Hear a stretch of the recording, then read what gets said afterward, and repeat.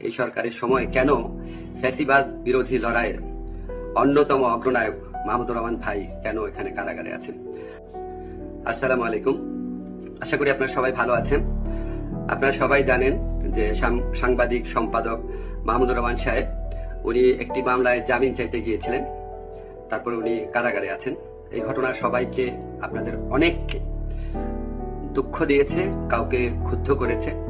আপনাদের কাছে মনে হয়েছে যে এরকম একটা ছাত্র জনতার বিপ্লবের পর আসা সরকার, এই সরকারের সময় কেন ফ্যাসিবাদ বিরোধী লড়াইয়ের অন্যতম অগ্রনায়ক মাহমুদুর রহমান ভাই কেন এখানে কারাগারে আছেন।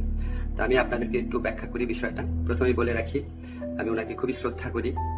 এদেশে শেখ হাসিনার যে ফ্যাসিবাদী শাসন ছিল সেটার বিরুদ্ধে যে লড়াইটা আমাদের, সেটার সূচনা করেছিলেন, বুদ্ধিবৃত্তিকভাবে তিনি সূচনা করেছিলেন, এবং এই জন্য ওনাকে প্রচন্ড নিপীড়ন নির্যাতন ভোগ করতে হয়েছে, যেটার সাথে মানে কোনো কিছু তুলনা হয় না আর কি। তো ওনাকে একটা অবিশ্বাস্য একটা চরম ভুয়া মামলায় ওনাকে ফ্যাসিস্ট শেখ হাসিনা সরকার ওনাকে শাস্তি দিয়েছিল। অবিশ্বাস্য মামলা একটা, এবং এই মামলার মেরিট নিয়েও প্রশ্ন তোলা যেতে পারে, কিন্তু বিচার কার্যটা সম্পন্ন হয়ে গিয়েছিল এবং ওনাকে শাস্তি দেওয়া অলরেডি হয়ে গিয়েছিল। আপনার বাংলাদেশে আসলেন, আসার আগে কিছুদিন আগে ওনার স্ত্রী, আমাদের শ্রদ্ধেয় ভাবি, ওনার বিরুদ্ধেও একটা অত্যন্ত মানে অগ্রহণযোগ্য ভিত্তিহীন মামলা করা হয়েছিল। এই আবেদন কিন্তু আইন মন্ত্রণালয় অর্থাৎ আমার কাছে আসে না, এটা যায় স্বরাষ্ট্র মন্ত্রণালয়ের কাছে। স্বরাষ্ট্র মন্ত্রণালয় যখন আমাদের অভিমত চেয়েছে, আমরা ইতিবাচক ভাবে এটা দেখার জন্য জোর সুপারিশ করেছি। আমাদের এই সুপারিশের ভিত্তিতে মাহমুদুর রহমান ভাইয়ের স্ত্রীর সাজা স্থগিত করে ওনাকে আপিল করার সুযোগ দেওয়া হয়। মাহমুদুর রহমান ভাই যেই মামলায় শাস্তি পেয়ে আজকে জেলে আছেন, এক্স্যাক্টলি এই মামলায় আরেকজন বরেণ্য সাংবাদিক শফিক রহমান, উনারও সাজা হয়েছিল।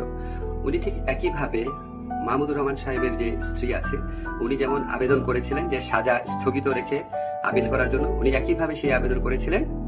আমাদের আইন মন্ত্রণালয়ের মতামতের ভিত্তিতে শফিক রহমান সাহেবেরও সাজা স্থগিত করে ওনাকে মুক্ত মানুষ হিসাবে আপিল করার জন্য ওনার যে আবেদনটা ছিল সেটা অ্যাপ্রুভ করা হয়। মাহমুদুর রহমান ভাই এটা করেন নাই। আপনারা সবাই জানেন ওনার অত্যন্ত স্ট্রং আত্মসম্মান বোধ, উনি খুব দৃঢ়চেতা মানুষ, খুবই দৃঢ়চেতা মানুষ, প্রচন্ড দেশপ্রেমিক মানুষ।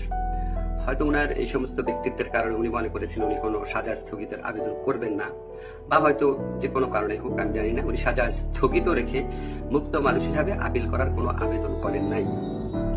ফলে এটা করার কোন রকম স্কোপ কোনো মন্ত্রণালয়ের, কোনো সরকারের ছিল না। উনি উনাকে যেই আদালত এই ভুয়া মামলাতে উনাকে শাস্তি দিয়েছিল, উনি সেই আদালতে জামিন চাইতে গেছেন। কার্যবিধিতে আছে, যদি কোনো আদালত কাউকে 1 বছরের বেশি শাস্তি দেয়